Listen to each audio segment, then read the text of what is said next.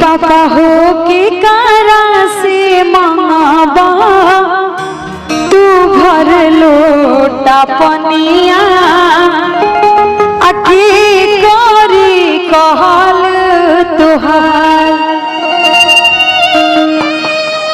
चरोरी तक बाजे लौकी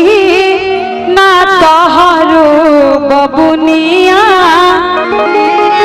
अमनवा हो जाइनी सहार